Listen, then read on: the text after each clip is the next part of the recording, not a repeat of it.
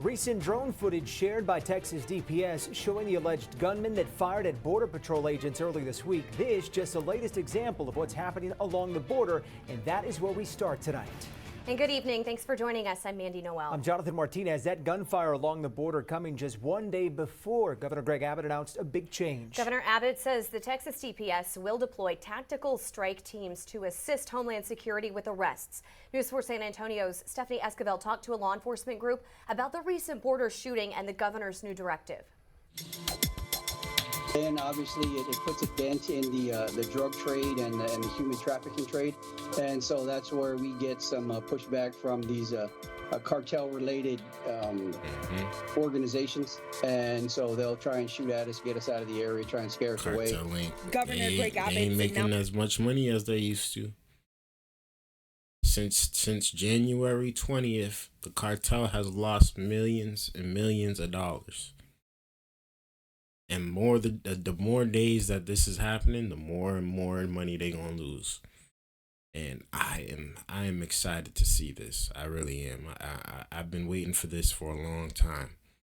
Cartel is at war with the United States. Announcement about sending strike teams comes just hours after Border Patrol agents took gunfire from suspected cartel members across the border near Rio Grande City.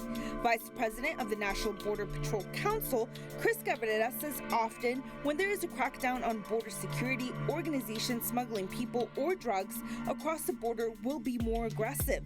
This time around, Cabrera says the extra personnel sent to the border provides relief.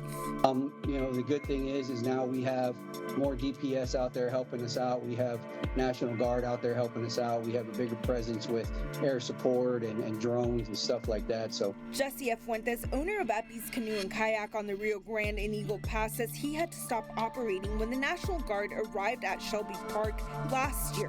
The extra troops being sent to the border this year, according to Fuentes, is just too much. If you live on the border, you know how immigration is fluid. It's up and down. And there's no need for this extra tension. There's no need. I wouldn't want to live on the border at all. I feel like that's a battle zone. Exactly. I feel like that's a battle zone, especially right now, honestly. And I wouldn't want any cartel members or military personnel being anywhere close.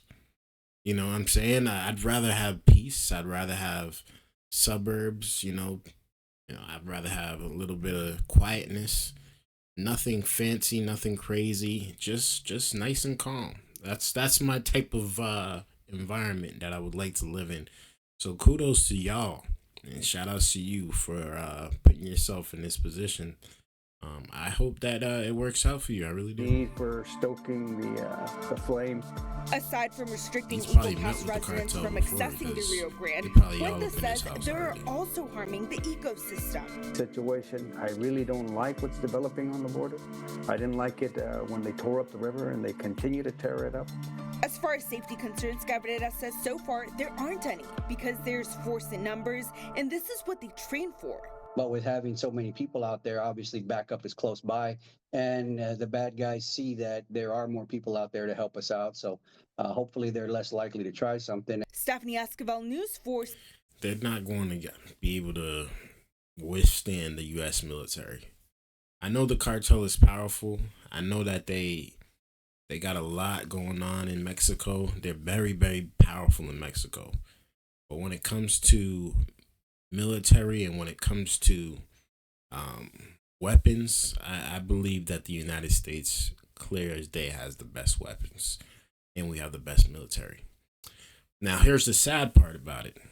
The sad part about it is a lot of cartel members are already living inside the United States. All right, and they're definitely doing what they need to do. What they are doing. You know what I'm saying? They're definitely pushing inside the United States. They're definitely, planning and plotting. And some are gonna some are gonna get deported, and others will find a way to survive. And some will change their ways. Some will get away from the negativity, from the evil behavior. and do better. And I would hope that happens. Obviously, if they're, coming across the border and looking for a better life, I would hope that's the reason why they came here, not to sell drugs or kill anyone. But we are at war with the cartel now. It is official. Trump has declared war on cartels. And the border is being shut down from all angles, everywhere. They got it covered.